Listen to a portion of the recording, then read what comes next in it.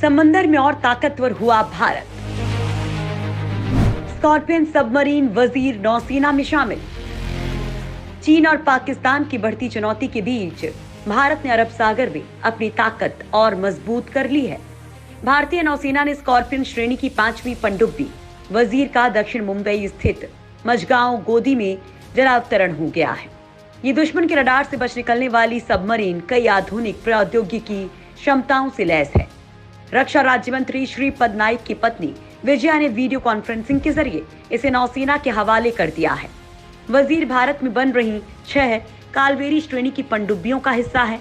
इस पनडुब्बी को फ्रांसीसी समुद्री रक्षा और ऊर्जा कंपनी DCNS ने डिजाइन किया है और भारतीय नौसेना की परियोजना 75 के तहत इनका निर्माण हो रहा है। समंदर में दुश्मन की काल है वजीर। ये पनडुब्बियां सतह पर पनडुब्बी रोधी युद्ध में कारगर होने के साथ खुफिया जानकारी जुटाने, समुद्र में बारूदी सुरंग बिछाने और इलाके में निगरानी करने में भी सक्षम है। इस पनडुब्बी का नाम हिंद महासागर की शिकारी मछली वजीर के नाम पर रखा गया है। पहली वजीर पनडुब्बी रूस से प्राप्त की गई थी। इसे भारतीय नौसेना में 3 दिसंबर 1973 को शामिल किया गया था और 7 जून 2001 को 3 दशक की सेवा के बाद सेवा मुक्त किया गया था। वजीर पनडुब्बी भारत में बन रही 6 कालवेरी श्रेणी की पनडुब्बियों का हिस्सा है। इस पनडुब्बी को फ्रांसीसी समुद्री रक्षा और ऊर्जा कंपनी DCNS ने डिजाइन किया है और भारतीय नौसेना की परियोजना 75 के तहत इनका निर्माण हो रहा है। अधिकारी ने बताया कि ये पनडुब्बियां सतह पर पनडुब्बी रोधी युद्ध में कारगर होने के साथ ही खुफिया जानकारी जुटाने, समुद्र में बारूदी सुरंग बिछाने और इलाके में निगरानी करने में भी सक्षम है। ये पनडुब्बी टारपीडो से हमला करने के साथ ट्यूब से लॉन्च की जाने वाली पोत रोधी मिसाइलों को पानी के अंदर और सतह से छोड़ सकती है। पानी के भीतर दुश्मन से छिपने की क्षमता इसकी विशेषता है, जो पूरी तरह से सुरक्षित है और अन्य पनडुब्बियों के मुकाबले इनका कोई तोड़ नहीं है। इस पनडुब्बी को नौसेना की सभी तरह की जरूरतों और अभियानों को ध्यान में रखकर बनाया गया है। वजीर के जलावतरण से भारत की पनडुब्बी निर्माण करने वाले देशों में पैठ और मजबूत हो गई है।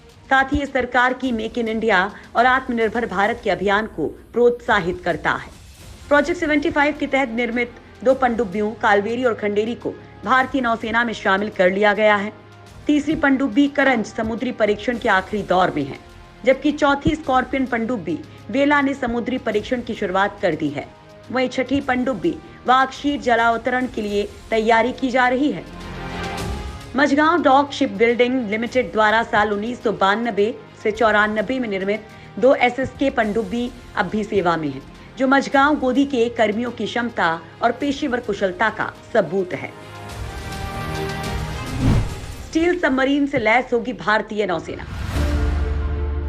दोस्तों, चीन के साथ चल रहे विवाद के बीच भारत जमीनी सेना के साथ साथ समंदर में अपनी बादशाहत को कायम रखने में लगा है। मोदी सरकार नौसेना को स्टील सबमरीन से लैस करने की तैयारी में है। करीब 42,000 करोड़ रुपए के प्रोजेक्ट में 6 स्टील सबमरीन बनाने की योजना है। ये ऐसी सबमरीन होती हैं जो रडार की पकड़ में नहीं आती। इतना ही नहीं, ऐसी पनडुब्बियों को ऑक्सीजन के लिए बार बार बाहर निकलना भी नहीं पड़ता है। दरअसल भारत ने ये कदम ऐसे वक्त में उठाया है जब चीन और पाकिस्तान दोनों ही उसके लिए खतरा बने हुए हैं। चीन लगातार अपनी नौसेना के बेड़े को मजबूत कर रहा है। समंदर की लड़ाई में हमेशा उसी का पलड़ा भारी रहता है जिसके पास अत्याधुनिक सबमरीन होती है। ऐसे में भारत अब स्टील सबमरीन बनाने के प्रोजेक्ट को मंजूरी देने जा रहा है। इस प्रोजेक्ट के तहत 6 सबमरीन तैयार की जाएंगी। इस प्रोजेक्ट में स्टील सबमरीन पर करीब 7,000 करोड़ रुपए खर्च होंगे। प्रोजेक्ट 75 इंडिया के तहत अत्याधुनिक स्टील सबमरीन तैयार की जाएंगी। भारतीय नौसेना को पहली पनडुब्बी साल 2022 में मिलेगी।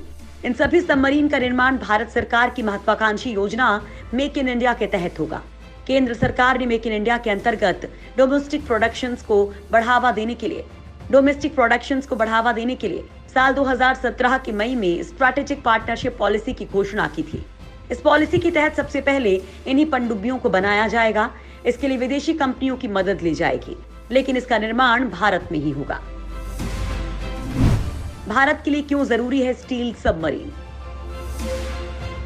भारतीय नौसेना को पानी के अंदर युद्ध के हथियारों की भारी कमी हो रही है। अभी नौसेना के पास सिर्फ 2 स्कॉर्पियन और 13 पुरानी पीढ़ी के डीजल इलेक्ट्रिक सबमरीन हैं, जिन्हें 20 साल पहले बेड़े में शामिल किया गया था। इनके अलावा भारतीय नौसेना के पास परमाणु क्षमता से लैस 2 पनडुब्बियां भी हैं। चीन हिंद महासागर में अपनी नौसेना की ताकत को लगातार बढ़ा रहा है, जिससे भारत के लिए लगातार चुनौती बढ़ती जा रही है। चीन के पास इस समय 50 डीजल इलेक्ट्रिक और 10 न्यूक्लियर सबमरीन्स हैं, जबकि पाकिस्तान के पास 5 पनडुब्बियां हैं। चीन अगले साल तक 8 चीनी युआन क्लास सबमरीन्स अपने बेड़े में शामिल कर लेगा और इसी को देखते हुए भारत स्टील्थ पनडुब्बी बनाने जा रहा है। आज की तारीख में हिंद महासागर में जिसका वर्चस्व रहेगा, उसी की एशिया में तूती बोलेगी। इसलिए चाइना भी लगातार हिंद महासागर क्षेत्र में अपनी नौसेना की मौजूदगी बढ़ा रहा है। अगर सब कुछ तय योजना के मुताबिक हुआ तो अगले 7 सालों में 6 स्टील सबमरीन यानी समंदर के मायावी योद्धा भारतीय नौसेना को मिल जाएंगे, जिसके बाद समंदर में भारतीय नौसेना की ताकत कई गुना बढ़ जाएगी। क्यों घातक मानी जाती है स्टील सबमरीन? स्टील का मतलब होता है गुप्त, छिपा हुआ। इस तरह स्टील सबमरीन का मतलब हुआ गुप्त पनडुब्बी। इसे गुप्त पनडुब्बी इसलिए कहा जाता है क्योंकि ये पानी के अंदर लंबे वक्त तक ऑपरेशन को अंजाम दे सकती है। खासकर परमाणु क्षमता से युक्त सबमरीन में पानी के अंदर टिके रहने की क्षमता अधिक होती है। न्यूक्लियर रिएक्टर के कारण इन पनडुब्बियों को पानी के अंदर तेज रफ्तार से लंबी दूरी तक अभियानों को अंजाम देने में मदद मिलती है। न्यूक्लियर रिएक्टर पनडुब्बी को ईंधन मुहैया करवाते रहते हैं, इसलिए अभियान की दूरी या समय की चिंता नहीं रहती है। स्टील सबमरीन लंबे समय और दूरी तक जाकर युद्धक अभियानों को अंजाम दे सकती हैं। स्टील सबमरीन में अगर एयर इंडिपेंडेंट प्रोपल्शन सिस्टम हो तो ये और भी घातक हो जाती हैं। दरअसल किसी भी पनडुब्बी को ऑक्सीजन लेने के लिए कुछ दिनों बाद समंदर से ऊपर उठना पड़ता है, जिससे दुश्मनों की नजर में आने का खतरा बना रहता है। लेकिन अत्याधुनिक एयर इंडिपेंडेंट प्रोपल्शन सिस्टम की मदद से बनने वाली पनडुब्बियों को ऑक्सीजन के लिए बार बार समंदर की सतह पर नहीं आना पड़ता है, यानी पनडुब्बियां महीनों तक समंदर में छिपी रह सकती हैं। भारतीय नौसेना के बेड़े में शामिल कई पनडुब्बियों को अपनी बैटरियां चार्ज करने के लिए हवा की जरूरत पड़ती है। ऐसे में पनडुब्बियों को बैटरी चार्ज करने के लिए एक तय समय के बाद समंदर से बाहर निकलना पड़ता है, ठीक उसी तरह जैसे मछली या डॉल्फिन को पानी से बाहर मुंह निकालना पड़ता है। लेकिन अत्याधुनिक एयर इंडिपेंडेंट प्रोपल्शन तकनीक से लैस पनडुब्बियों को महीनों तक अपनी बैटरी चार्ज करने के लिए बाहर नहीं आना पड़ेगा। इस अत्याधुनिक तकनीक के जरिए से बैटरियां खुद ब खुद चार्ज होती रहेंगी। प्रोजेक्ट 75I के तहत तैयार होने वाली पनडुब्बियों में भी यही सिस्टम लगाया जाना तय माना जा रहा है। इतना ही नहीं, इनमें लैंड अटैक क्रूज मिसाइलें भी फिट की जाएंगी, जो इन पनडुब्बियों को और घातक बना देगी।